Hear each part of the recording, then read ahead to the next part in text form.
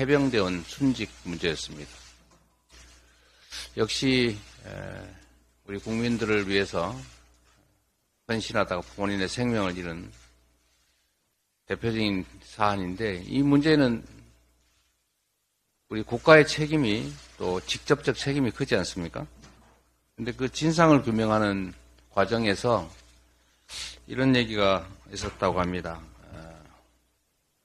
임종덕 당시 대통령실 안보 2차장이 김기환 사령관하고 2번 통화를 했는데, 이 김기환 사령관이 통화 기록을 아마 제시하면서 이 임종덕 안보 2차장하고 통화한 기록은 삭제를 했던 모양입니다. 이게 정상적인 통화이거나 문제없는 통화면 삭제할 이유가 없지 않습니까? 명백한 불법행위의 증거가 드러난 것 같습니다. 그런데 이 대통령실의 사건 은폐 시도 또 진상규명 방해 행위, 이건 명백한 중대범죄 행위 아닙니까?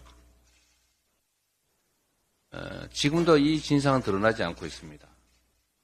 대통령실이 나서서 이 억울한 해병의 죽음, 그 진상규명을 방해했다는 것, 이게 사실이라면 이거 결코 용서할 수 없는 일 아니겠습니까? 그런데 국정조사도 지금 하지 않고 있습니다. 끝까지 계속 거부하고 있습니다. 뭘 숨기려는 것입니까? 범죄 행위를 자인하는 것입니까? 특검을 거부하는 것도 마찬가지입니다. 특검을 거부하는 자가 범인이라고 그렇게 수없이 주장하더니 이제는 왜 특검을 거부합니까? 본인이 범인임을 자백하는 것입니까? 해병대 순직 사건, 그리고 해병대 순직 사건 조사에 대한 방해행위, 은폐행위에 대해서 즉각적인 국정조사에 임하기 바랍니다. 요즘 정부 여당의 행태가 도저히 이해할 수 없습니다. 이게 정상적인 국정을 운영하는 세력인지 도저히 이해할 수가 없는데, 지금 준비는 안 됐을 것 같고, 그래요? 그거 한번 잠깐 보여드리겠습니다. 말씀을 좀 드리면, 우리 정치인들은 또 정치 집단들은 국민으로부터 권력을 위임받기 위해서 권한을 위임해 주시면 이런 일을 하겠습니다, 이렇게 약속을 합니다. 그걸 공약이라고 합니다. 이 공약을 하는 이유는 지금은 할 수가 없는데 선거를 통해서 이렇게 권한을 주시면 이런 걸 하겠습니다 라고 하는 게 바로 공약 아닙니까? 이 민주주의 대의 정치에서 제 핵심이죠. 그런데 만약에 이런 게 있었다면 어떻겠습니까? 지금도 할 수 있는데 하지도 않으면서 또 이거 주면 하겠습니다 라고 하는 거, 이거 보통 사기꾼이 하는 일 아닙니까? 지금 할 수 있는데 뭘 자꾸 뭘 해주면 한다고 요구를 합니까? 한번 보십시오. 지금 저희가 예금자 보호를 5천만 원인데 1억으로 올리자. 이거 작년에 저희가 제안했던 겁니다. 미납통신비도 깎아주자. 이거 작년에 저희가 주장했던 겁니다. 그리고 신용대사면 해주자. 이거 작년에 저희가 이미 얘기했던 겁니다.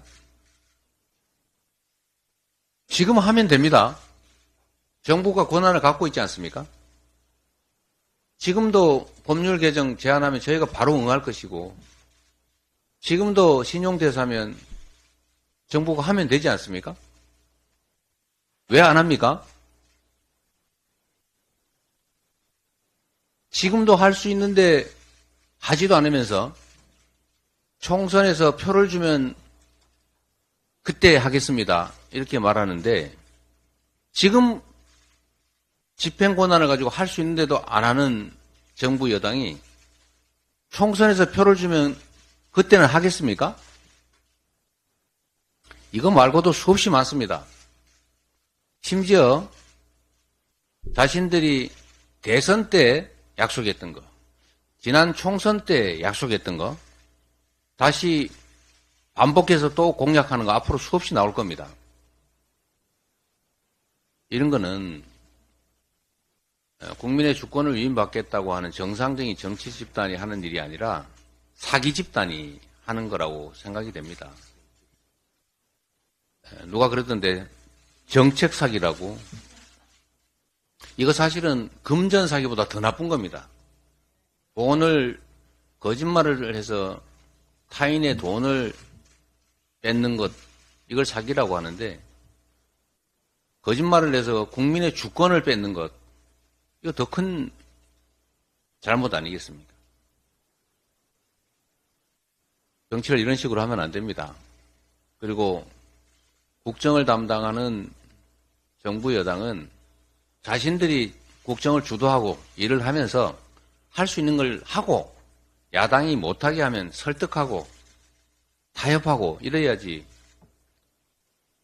지금 정부 여당 하는 일 보면 야당 흉보는 게 그냥 일입니다. 무슨 정부 여당이 이렇게 야당 헐뜯는 거 보셨습니까? 야당이 정부 여당 헐뜯었습니까? 이런 식으로 국정을 운영을 하면 나라가 제대로 될 수가 없습니다. 경제가 나빠지고 평화가 위기에 빠지고 민주주의가 훼손되고 민생이 나빠지는 것 다 이런 태도 때문입니다. 대체 관심을 어디에 갔는지 매우 궁금하다는 말씀드리고 그런 중에 하나의 또 사례로 이 말씀만 드리고 마치겠습니다. 임기 시작 5개월 만에 나경원 저출산 고령사회위원회 부위원장 임명하더니 이번에 용산 당무 개입시키면서 석 달 만에 그만두지 않았습니까? 그런데 이번에 또 후임자가 아직 임기가 절반이나 남았는데 또 그만둔다고 합니다. 여당 공약개발본부장으로 영입을 했다고 합니다. 이 저출산 문제가 얼마나 심각한데 저출산에 대한 대책을 매우 심각하다면서 공약을 내면서 저출산을 맡는 정책 책임자는 이렇게 마구 바꿔치웁니다. 실제로 저출산 문제, 저출생 문제에 대해서 관심이 있습니까? 관심이 없기 때문에 이러는 것입니다.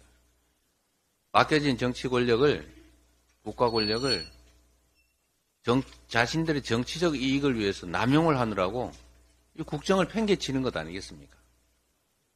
이렇게 하지 말라는 말씀 드립니다. 이거 국민들이 용서하지 않을 것입니다. 이상입니다. 다음으로 홍익표 원내대표의 발언이 있겠습니다. 대표님이 지금 여당에 대한 비판 얘기를 들으니까 갑자기 이게 생각납니다.